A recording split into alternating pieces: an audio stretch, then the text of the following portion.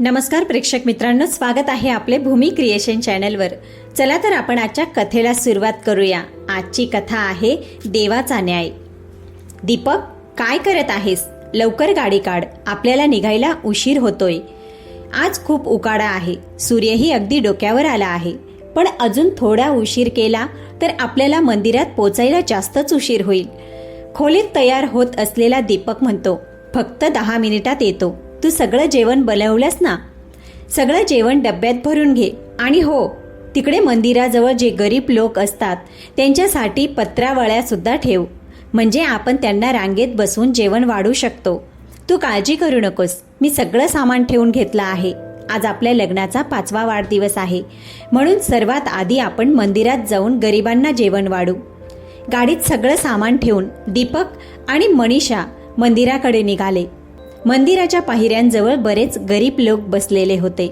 काही भिकारी आहेत जे खाण्यापिण्याचं सामान मागत आहेत।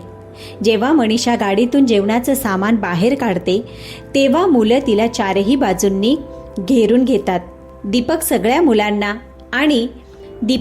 मुलांना आणि भिक्षा मागणाऱ्या लोकांना म्हणतो, तुम्ही सगळे एका रांगेत बसा, सगळ्यांना जेवण मिळेल। इकडे उन्हात बसायची काही गरज नाही, समोर पिंपळाचं झाड आहे, त्याखाली बसा, आपण आरामात सगळ्यांना जेवण वाढू। दीपक सगळ्यांना रांगेत बसवतो आणि सगळ्यांसमोर पत्रावळ्या ठेवतो।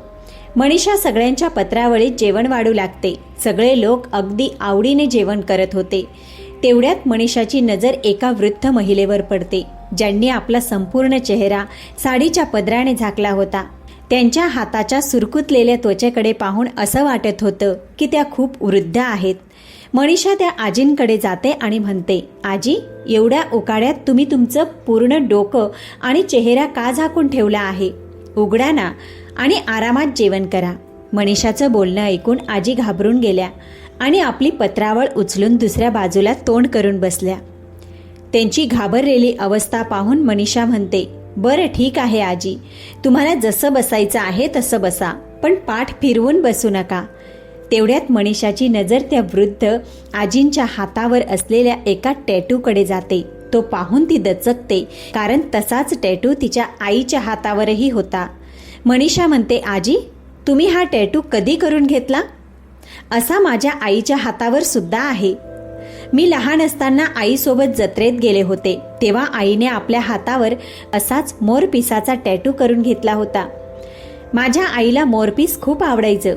मनीषाचं बोलणं ऐकताच त्या पटकन आपल्या साडीने हात झाकण्याचा प्रयत्न करतात। मनीषा वारंवार प्रश्न विचारत राहिल्यामुळे आजी खूपच अस्वस्थ होतात आणि आपलं डोकं, चेहरा आणि साडीने हात पुन्हा पुन्हा झाकण्याचा प्रयत्न करू लागतात। दीपक म्हणतो, मनीषा, तू त्या वृद्ध आजींजवळ का उभी आहेस? तुझ्या प्रश्नांमुळे त्या नीट जेवणही करू शकत नाही। मी त्यांना जेवण वाढतो, तू बाकीच्या मुलांना दे। असं म्हणून दीपक पुरीचा डब्बा मनीषाच्या हातातून घेतो। अचानक पुरीचा डब्बा दीपकच्या हातातून सुटून जमिनीवर पडतो। त्यामुळे डब्यातील अर्ध्याहून अधिक पुरी जमिनीवर पडतात। आजी जमिनीवर पडलेल्या पुरी लगेच उचलून त्यावरील धूळ माती झटकू लागतात। तेव्हा दीपक म्हणतो, आजी, या खाऊ नका, यांना धूळ लागली आहे।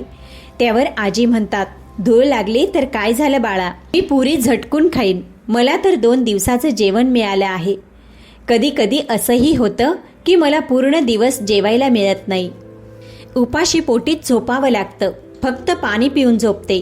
आता मला 2 दिवस खाण्याची काही चिंता नाही, 2 दिवस या पुरींनी माझं पोट भरेल।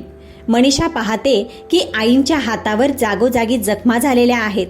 ती विचारण्याचा प्रयत्नही करते, आई, तुमच्या हातांना या जखमा कशा झाल्या आणि यासाठी तुम्ही डॉक्टरांना का दाखवलं नाही? किती माशा जखमांवर बसल्या आहेत, जखम खोल होईल आणि तुम्हाला जास्त त्रास होईल। पण आई मनीषाचं बोलणं ऐकून शांत राहिल्या। त्यांचं लक्ष तर फक्त पुरी उचलण्यातच होतं। खरंच पोटाची आगही किती विचित्र असते। जर पोट उपाशी असेल तर ना काही ऐकू येतं ना काही दिसतं। भूक खूपच निर्दयी असते, मला माझ्या पुरी घेऊ द्या। असं म्हणून आईंनी सगळ्या पुरी आपल्या पत्रावळीवर ठेवल्या आणि उठून निघू लागल्या। अचानक वारा आला आणि आईंच्या डोक्यावरचा साडीचा पदर सरकून मागे पडला। आईंची नजर मनीषाशी भिडली आणि मनीषाची नजर आईंची। ते पाहून मनीषा आणि दीपक यांच्या पायाखालची जमीनच सरकली. मनीषा धावत त्यांच्याजवळ गेली आणि त्यांना मिठी मारून रडू लागली. आई, तुमची ही अवस्था कशी झाली? तुम्ही तर दादा आणि वहिनींसोबत अमेरिकेला गेल्या होतात ना, मग इथे कशा आलात? आणि ही काय अवस्था करून घेतली तुम्ही? डोक्यावर एकही केस नाही, सगळे केस का कापले? आईची अशी अवस्था पाहून मनीषाच्या डोळ्यातील अश्रू थांबत नव्हते. ती वारंवार आईला मिठी मारून रडत होती. दुसरीकडे आई, ज्यांचं नाव सावित्री आहे, आपल्या मुलीला समोर पाहून थक्कच झाल्या. तोंडातून एक शब्दही बाहेर पडत नव्हता. फक्त आपल्या मुलीला पाहून त्या देखील सतत रडत होत्या. लवकरच सगळ्यांना जेवण वाढून सावित्रीताई आणि मनीषाला पिंपळाच्या झाडाखालील एका चबुतऱ्यावर बसवलं जातं. दोघींना पाणी पाजलं जातं. दोघेही खूप वेळ रडत राहतात. मनीषा म्हणते, आई, माझ्या हृदयाचे ठोके वाढत आहेत. कृपया मला सांगा, तुम्ही इथे कशा आलात? मला तर आतापर्यंत असंच वाटत होतं की तुम्ही दादासोबत अमेरिकेत खूप चांगल्या प्रकारे राहत आहात. गेल्या आठवड्यातच भावाशी बोलणं झालं होतं. तेव्हा त्याने सांगितलं होतं की तुमची तब्येत काही ठीक नाही, म्हणूनच 2 महिन्यापासून तुमच्याशी बोलूही शकले नव्हते. पूर्ण 2 महिने झाले होते तुमच्याशी बोलून. गेल्या आठवड्यात जेव्हा माझं दादाशी बोलणं झालं आणि मी त्याला तुमच्याशी बोलायला सांगितलं, तेव्हा तो म्हणाला की तुम्ही औषध घेऊन झोपल्या आहात. औषधांचा परिणाम जास्त असतो, म्हणून खूप झोपही येते. मी सुद्धा तुला वारंवार फोन करून त्रास दिला नाही, कारण एकतर तब्येत ठीक नाही, त्यात औषधांचा परिणाम होतो, आणि मग भारत आणि अमेरिकेच्या दिवस रात्रीच्या वेळेतही फरक असतो ना. कधी मी व्यस्त असायचे तर कधी तिकडे दादा, त्यामुळे तुमच्याशी 2 महिन्यांपासून बोलणं होऊ शकलं नाही. पण मला अजूनही समजत नाही की तुम्ही इथे कशा आलात आणि दादा कुठे आहे? पण सावित्रीताई आपल्या मुलीला काहीही सांगण्याच्या मनस्थितीत नव्हत्या. असं वाटत होतं जणू त्यांच्या मनाला फार मोठा धक्का बसला आहे. डोळ्यातून फक्त अश्रू वाहत होते. तोंडातून एक शब्द देखील बाहेर पडत नव्हता. दीपक म्हणाला, मनीषा, आता आईला काहीही विचारू नको. आधी त्यांना घरी घेऊन जाऊया, मग निवांत बसून त्यांच्याशी सगळ्या गोष्टी बोल. तू बरोबर म्हणतोयस, पण घरी नेण्यापूर्वी आईला रुग्णालयात घेऊन जाऊ. दिसत नाही का आईच्या हातावर जागोजागी किती जखमा झाल्या आहेत, माशा घोंगावत आहेत, संसर्ग झाला आहे. आधी हे बरे करू, त्यानंतर आईला घरी घेऊन जाऊ. मनीषा आईचा हात धरून गाडीच्या दिशेने चालू लागते. तेवढ्यात आजूबाजूला उभे असलेले काही लोक म्हणाले, ही तुझी आई आहे का? मनीषा म्हणाली, हो, ही माझी आई आहे. तिथे उभ्या असलेल्या 2 बायका आपापसात बोलू लागल्या, किती दुर्दैवी आई आहे, मुलं असूनही दारोदार भटकत आहे. गेल्या 2 महिन्यापासून मी या म्हातारीला मंदिराच्या पायऱ्यांवर भीक मागताना आणि प्रसाद खाऊन पोट भरताना बघत आहे. तेव्हा दुसरी बाई म्हणाली, अगं पाहिलं नाहीस का, कसा तिचा सूट बूट घातलेला मुलगा आला होता आणि तिला मंदिराच्या पायऱ्यांवर बसवून निघून गेला होता. कित्येक दिवस ही म्हातारी आपल्या मुलाला शोधत वेड्यासारखी भटकत होती. ना स्वतःचं भान होतं, ना आपल्या मुलाचा सुनेचा पत्ता सांगू शकत होती, जिथे तिला पाठवता आलं असतं. हो, पाहिलं नाहीस का, ही म्हातारी जेव्हा आली होती तेव्हा तिचे किती सुंदर केस होते. जरी केस विस्कटलेले होते तरी तिचे केस कमरेखालीपर्यंत होते. इतके सुंदर केस मी आजवर पाहिले नाही. पण काय करणार, मंदिराच्या कर्मचाऱ्यांनी तिचे केस कापून टाकले, कारण या म्हातारीला स्वतःचं भान नव्हतं. ती स्वतःचे केस कसे सांभाळणार? इतकी उष्णता पडत होती. केस न धुतल्यामुळे केसांमध्ये उवा पडल्या होत्या. दिवसभर ती खाजवत राहायची आणि वेड्यासारखी फिरत राहायची. केसांमुळे त्या म्हातारीला खूप त्रास होत होता. म्हणूनच मंदिरातील कर्मचाऱ्यांनी तिचे सगळे केस कापून टाकले. तिला टक्कल केले. तिचे केस कापले गेले आहेत याची तिला जाणीव सुद्धा नाही. जवळच्या शहरातील रुग्णालयात दीपक सावित्रीताईंना दाखवण्यासाठी घेऊन गेला. डॉक्टर सावित्रीताईंच्या हातांची स्वच्छता करून त्यावर औषध लावत आहेत. दीपक बाहेर औषध आणण्यासाठी जातो. मनीषा दीपकचा हात धरून म्हणते, कळत नाही माझ्या आईसोबत काय झालं आहे, मला काही सुद्धा समजत नाही. नक्कीच आईसोबत काहीतरी खूप वाईट घडलं आहे. आजच्या आधी मी स्वतःला इतकी असहाय्य आणि हतबल कधीच वाटली नव्हती जितकी आज वाटत आहे. घरी आल्यावर मनीषा आपल्या आईला व्यवस्थित अंघोळ घालते. तिला स्वच्छ कपडे घालते, कारण मागच्या 2 महिन्यांपासून तिच्या आईने एकच साडी घातली होती जी पूर्णपणे फाटली होती आणि खूप घाणही झाली होती. त्या साडीतून दुर्गंध येत होती. मनीषा आपल्या आईला अंघोळ घालून तिला चांगले कपडे घालते आणि तिला पोटभर जेवण खाऊ घालते. इतक्या दिवसांनी आज सावित्रीताईंनी अंघोळ केली होती. अंघोळीनंतर मनीषा त्यांना पोटभर जेवण खाऊ घालते. जेवणानंतर सावित्रीताईंना खूप शांत झोप लागते. याच दरम्यान मनीषा दीपकला म्हणते, मी एकदा दादाला फोन करून विचारते की आई कुठं आहे. शेवटी त्यांना विचारते की जी आई ते आपल्यासोबत घेऊन गेले होते तिची अशी अवस्था कशी झाली. पण त्यावेळी भारतात दिवस होता तर अमेरिकेत रात्र. त्यामुळे मनीषा आपल्या भावाशी बोलण्यासाठी संध्याकाळ होण्याची वाट पाहू लागली. संध्याकाळ होताच मनीषाने भावाला फोन केला. तिकडून भाऊ रमेश अगदी निर्धास्तपणे बोलत होता. हो बोल मनीषा, काय झालं? आज एवढ्या सकाळी सकाळी फोन केला? अरे हो दादा, आईची खूप आठवण येत होती म्हणून वाटलं आईशी बोलावं. खूप दिवसांपासून बोलणंही झालेलं नाही. मला आईला पाहायचं आहे. मी व्हिडिओ कॉल करते. लगेचच मनीषा आपल्या भावाला व्हिडिओ कॉल करते. तेव्हा रमेश म्हणतो, मनीषा, आई सध्या आपल्या खोलीत झोपली आहे. तुला तर माहीत आहे तिची तब्येत ठीक राहत नाही. औषधांचा परिणाम इतका जास्त होतो की ती सकाळी 9 वाजण्यापूर्वी उठतच नाही. तुला विश्वास नसेल तर मी तुला दाखवतो. एवढं बोलून रमेश दुसऱ्या खोलीत जातो, जिथे त्याच्या बायकोने आधीच चादरीखाली 2 उशा ठेवून त्यांना चादरीने झाकून ठेवले होते, जेणेकरून तिथे कुणीतरी झोपलं आहे असं वाटावं. चादरीने झाकलेल्या उशा पाहून रमेश म्हणतो, बघ मनीषा, आई अजून झोपली आहे. तिला आता उठवणं योग्य नाही. मी तुझं तिच्याशी नंतर बोलणं करून देईन. आपल्या भावाचं खोटं ऐकून मनीषाचा अंगाचा तीळपापड झाला. तिचं रक्त खवळलं की तिचा भाऊ किती खोटं बोलत आहे. आई माझ्यासोबत माझ्या घरी झोपली आहे आणि दादाने किती सहजपणे खोटं बोललं. तिला आपल्या भाऊ आणि वहिनीचं खोटं समजलं की ते दोघे कधी खरं बोललेच नाही. आता तिला आपल्या आईला सगळं विचारायची घाई झाली होती की आई कधी जागी होईल आणि ती आईला विचारेल की हे सगळं कसं झालं. संध्याकाळी ती चहा बनवून आईजवळ येते. इतक्या दिवसांनी शांत झोप लागल्यानंतर सावित्रीताईंना खूप बरं वाटलं. मुलीला पाहून त्या अचानक चकित होतात, कारण मागच्या पूर्ण 2 महिन्यांपासून त्यांना मंदिराच्या पायऱ्यांवर राहायची सवय झाली होती. इतक्या चांगल्या घरात त्या 2 महिन्यांपासून झोपल्या नव्हत्या. आई चहा प्या, बरं वाटेल. आई, असं काय झालं होतं की तुम्ही मागच्या 2 महिन्यांपासून मंदिराच्या पायऱ्यांवर राहत आहात? मी मूर्ख अजूनही असंच समजत होते की तुम्ही अमेरिकेत दादासोबत आहात. तिथे खूप आरामात राहत असाल, पण तुम्ही तर दारोदार भटकत होतात.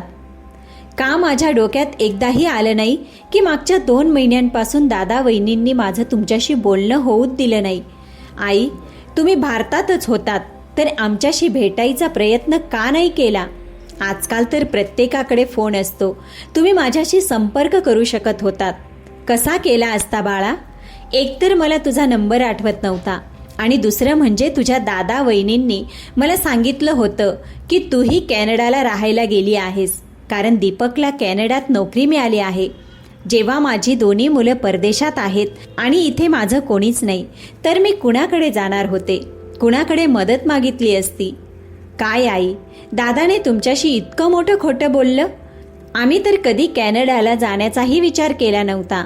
आता सगळंच समजतंय की दादाने तुम्हाला असं खोटं का सांगितलं, जेणेकरून तुम्ही भारतात येऊन मला भेटायचा प्रयत्न करू नये. जर तुम्ही मला भेटण्याचा प्रयत्न केला असता तर दादाचं खोटं उघड झालं असतं. त्यांनी तुमच्यासोबत जे केलं आहे त्याचं भांडं फुटलं असतं. म्हणूनच ते तुम्हाला इतकं मोठं खोटं सांगून इथे सोडून गेले. आई, मला तो दिवस आजही आठवतो, जेव्हा दादा वहिनी घरी आले होते. त्यांनी मलाही फोन केला होता, मनीषा, तूही घरी ये. पूर्ण 2 वर्षानंतर मी भारतात येतोय. आपण सगळे मिळून आईसोबत राहू. तसेही बाबा आता नाही येत. आई एकटी आहे. आपण दोघंच तिच्यासाठी सर्व काही आहोत. मग का नाही आपण इतक्या दिवसांनी सगळे एकत्र घरी राहू? जेव्हा मी घरी आले होते तेव्हा दादाने तुम्हाला आपल्यासोबत अमेरिकाला घेऊन जाण्याबद्दल सांगितलं. मीही त्याच्या या गोष्टीला आनंदाने होकार दिला होता, कारण मला माहीत होतं की आता बाबा नाहीत आणि माझंही लग्न झालं आहे. आई एकटी राहते. बरं आहे, दादा वहिनीसोबत अमेरिकेत राहील तर तिलाही बरं वाटेल. आणि मग काही दिवस एकत्र राहिल्यानंतर सगळ्या औपचारिकता पूर्ण झाल्यावर दादा वहिनी तुम्हाला त्यांच्यासोबत अमेरिकेला घेऊन गेल्या. इथपर्यंत तर मला माहीत आहे. त्यानंतर तिकडे काय झालं? आई सांगा ना, मला खूप अस्वस्थ वाटत आहे. माझं मन फार घाबरत आहे. रडत रडत सावित्रीताई म्हणतात, बाळा, जेव्हा मी सून आणि मुलासोबत अमेरिकेला गेले तेव्हा काही दिवसांपर्यंत त्या दोघांनी माझी खूप चांगली काळजी घेतली. पण हळूहळू सुनेने माझ्याकडून घरातली सगळी कामं करून घेणं सुरू केलं. कधी मधी मुलाला काही सांगितलं तर मुलगाही माझ्यावर चिडचिड करायचा आणि म्हणायचा, आई, गावात तर तू इतकं काम करायचीस आणि इथे जर आपल्या सुनेसोबत थोडंसं काम केलंस तर काय बिघडणार आहे? आणि तुला तर माहीतच आहे, अमेरिकेत कामवाली बाई मिळत नाही. सगळी कामं स्वतः करावी लागतात. त्यामुळे तुला सुनेला कामात हातभार तर लावावाच लागेल. सून आणि मुलगा दोघेही माझ्याकडून घरातील सगळं कामं करून घ्यायला लागली. माझ्याकडून ती व्यवस्थित होत नव्हती, तरीही मी घरातील सगळं कामं करायची. एक दिवस सुनेची तब्येत थोडी बिघडली. डॉक्टरांकडे सून आणि मुलगा तपासणीसाठी गेले. परत आल्यावर ते त्यांच्या खोलीत काहीतरी बोलत होते. खोलीजवळच स्वयंपाकघर आहे. मी तिथे चहा बनवत होते. सून आणि मुलगा इतक्या मोठ्याने बोलत होते की मला सगळं स्पष्ट ऐकू येत होतं. रमेश, ज्या उद्देशाने तू तुझ्या आईला बोलावलं होतंस तो आज अर्धा तरी पूर्ण झाला. हो, खरंच बोलत आहेस. आपण बाळाचं नियोजन केलं होतं. तर प्रसूतीनंतर काम करण्यासाठी इथे मेड खूप महाग मिळते. आपले सगळे पैसे तर मेडवरच खर्च झाले असते. म्हणूनच आपण विचार करून घरी गेलो आणि तुझ्या आईला आपल्यासोबत घेऊन आलो. आता फक्त तुझ्या आईकडून पूर्ण 1 वर्ष छान सेवा करून घेईन, भरपूर काम करून घेईन. याची तर त्यांना कल्पनाच नव्हती, कारण सून आणि मुलाच्या या गोष्टी त्यांच्या कानात बाणासारख्या टोचत होत्या. आतापर्यंत त्या कसंबसं मुलगा सुनेचं घर समजून काम करत होत्या. पण आज जेव्हा त्यांनी मुलगा आणि सुनेचं बोलणं ऐकलं की ते त्यांना आई समजून नाही तर घरातील कामवाली समजून घेऊन आले आहेत, तेव्हा सविताताईंचं मुलगा आणि सुनेच्या घरात एक क्षणही मन लागत नव्हतं. पण काय करणार होत्या? त्या परदेशात होत्या. येणं जाण्याबद्दलही त्यांना काही माहीत नव्हतं. त्या तर स्वतःच्या घरातून काही बाहेरही पडल्या नव्हत्या. त्यामुळे परदेशातून कुठे इकडे तिकडे जाणं त्यांच्या आव्याका बाहेरचं होतं. पूर्ण रात्र सावित्रीताई रडत राहिल्या. त्यांना असं वाटत होतं की जणू कुणीतरी त्यांना तुरुंगात बंद करून ठेवलं आहे, जिथे त्यांच्या इच्छेला अजिबात किंमत नाही. आधी तरी सून आणि मुलगा बोलायचे, मुलीशी फक्त 2 मिनिट बोलू द्यायचे आणि लगेच समोरून फोन परत घेऊन घ्यायचे. माझा तर श्वास गुदमरतो आहे, मला माझ्या घरी परत जायचं आहे. पूर्ण रात्र रडल्यानंतर सावित्रीताईंच्या डोळ्यांना सूज आली. सकाळी उठून त्या मुलाला म्हणाल्या, बाळा, मला माझ्या घरी जायचं आहे. तुझ्याकडे 6 महिने राहिले. आता मी राहू शकत नाही. मला भारतात परत जायचं आहे. मुलगा ओरडत म्हणाला, तू वेडी आहेस का? भारतात जाण्याचा असा हट्ट करतेस जणू भारत इथल्या शेजारचं स्टेशन आहे. तुला माहीत आहे का भारतात जाण्यासाठी किती पैसे खर्च होतात? आता तू कुठेही जाणार नाहीस. माझ्याकडे इतके पैसे नाहीत की तुझ्यासाठी वेगळं तिकीट काढून तुला भारतात सोडायला जाईन. आम्ही जेव्हा जाऊ तेव्हाच तुला घेऊन जाऊ. तोपर्यंत तुला आमच्यासोबत इथेच राहावं लागेल. आणि हो आई, तुला एक आनंदाची बातमी द्यायची आहे. तुझी सून आई होणार आहे आणि तू आजी होणार आहेस. मग अशा अवस्थेत तू तुझ्या सुनेला सोडून भारतात जाणार का? तुला तर आनंद व्हायला हवा की तू आजी होणार आहेस. मुलाने सावित्रीताईंना भारतात परत पाठवण्यास स्पष्ट नकार दिला. त्या दिवसभर घरातील कामं करायच्या. नंतर त्यांच्या छोट्याशा खोलीत जाऊन बसायच्या, जिथे त्यांच्याशी बोलणारही कुणी नव्हतं. सून आणि मुलगा शनिवार रविवार फिरायला निघून जायचे आणि तिथेच खाऊन पिऊन परत यायचे. आई घरी कशी राहते आहे, तिला कसं वाटतंय, ती काय खाते, याच्याशी त्यांना काहीही घेणं देणं नव्हतं. ते तिच्याशी तर एका नोकरानीसारखं वागत होते. तिच्याकडून फक्त घरातली कामं करून घ्यायचे. खाण्याच्या नावाखाली थोडंसंच द्यायचे. मोठ्या कष्टाने सावित्रीताईंचे 10 महिने गेले. त्यानंतर सुनेने सावित्रीताईंकडून घरातील सगळं कामं करून घेतली. घरातलं एकही काम ती स्वतः करत नव्हती. पूर्ण दिवस बिछाण्यावर पडून राहायची. जेव्हा बाळ झाले तेव्हा सून सावित्रीताईंकडून त्याची शी सू सगळं साफ करून घेत असे आणि मालिशही करून घ्यायची. एके दिवशी सुनेच्या पायांना सूज आली. तेव्हा सावित्रीताईंना ती म्हणाली, जा एका वाटीत तेल गरम करून आण आणि माझ्या पायांची मालिश कर. जवळच मुलगा रमेश सुद्धा बसला होता. त्याने सुनेचे बोलणे ऐकले पण काही बोलला नाही. सावित्रीताई सुनेचे बोलणे ऐकून गप्प उभ्या राहिल्या. तेव्हा सुनेने जवळ ठेवलेला ग्लास सावित्रीताईंकडे फेकून मारला. बहिरी झाली आहेस का? ऐकू येत नाही? जा तेल गरम करून आण आणि माझ्या पायांची मालिश कर. अशी उभी राहून माझ्याकडे काय बघतेस? आतापर्यंतची गोष्ट ऐकून मनीषाच्या डोळ्यातील अश्रू थांबत नव्हते. आई, वहिनीने तुमच्याकडून पायांची मालिशही करून घेतली? दादाला तुमची थोडी सुद्धा दया आली नाही का की स्वतःच्या आईकडून इतकं काम करून घेत होता? नाही बाळा, तुझा दादा फारच दगड हृदयी आहे. हे मला तेव्हाच कळलं जेव्हा मी त्याच्याकडे राहिले.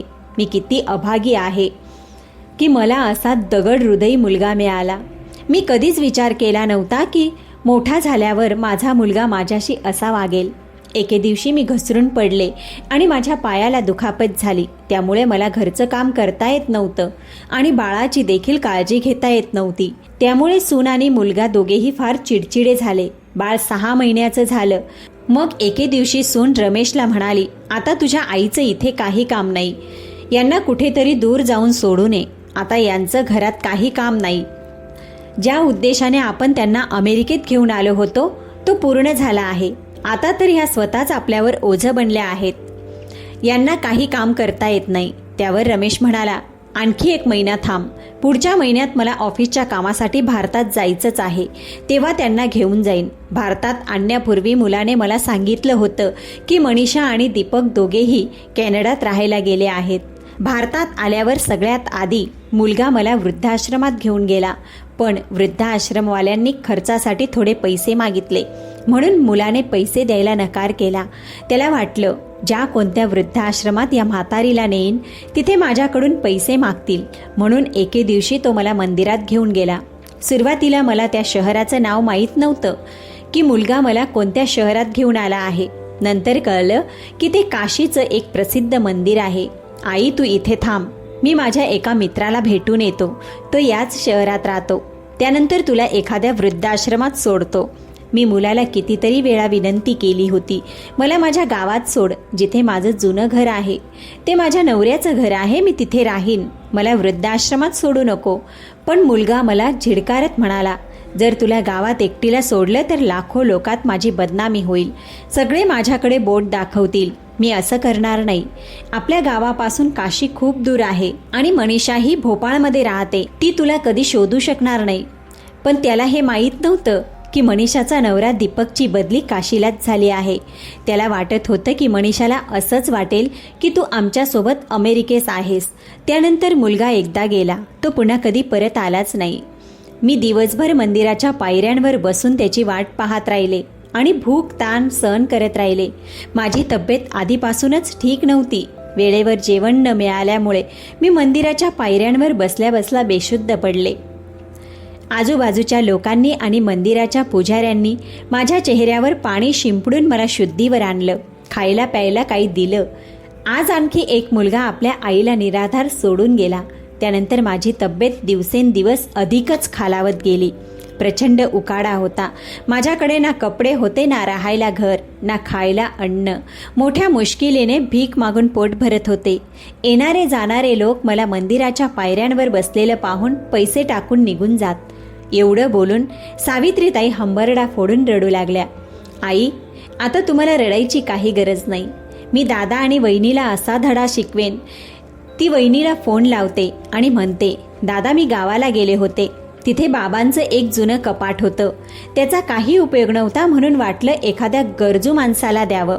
किमान तो त्याचा उपयोग तरी करेन. मी ते कपाट साफ करण्यासाठी उघडलं तर त्यात शेअर बाजाराचे काही कागद सापडले. मला काही समजलं नाही. पण दीपक म्हणतो की हे तर जादुई कागद आहेत. बाबांनी 40 वर्षापूर्वी हे शेअर्स विकत घेतले होते. आज त्यांची किंमत कोट्यवधींमध्ये आहे. दादा, आता तुम्ही या आणि ते शेअर्स काढण्याचं काम करा, कारण त्यातून 50 ते 60 कोटी रुपये मिळतील.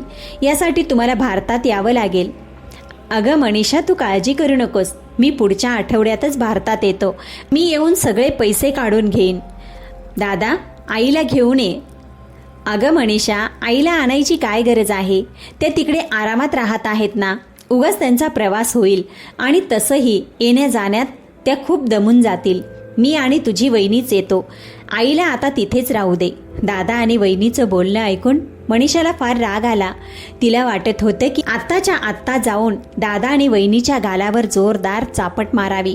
पण काय करणार, अजून एक आठवडा वाट पाहणं भाग होतं. एक आठवड्यानंतर रमेश पत्नीसोबत मनीषाच्या घरी आला. रमेशला पाहताच मनीषाचा संताप अनावर झाला. त्याला पाहताच तिने त्याच्या गालावर 2 जोरदार थापटी मारल्या. तेव्हा तिची वहिनी म्हणाली, काय करतेस मनीषा? तुझं डोकं फिरलं आहे का? स्वतःच्या मोठ्या भावावर हात उचलतेस? भांग प्याली आहेस का, जी आमच्याशी असा व्यवहार करत आहेस? वहिनी एवढे बोलताच मनीषा वहिनीच्या गालावरही एक जोरदार चापट मारते.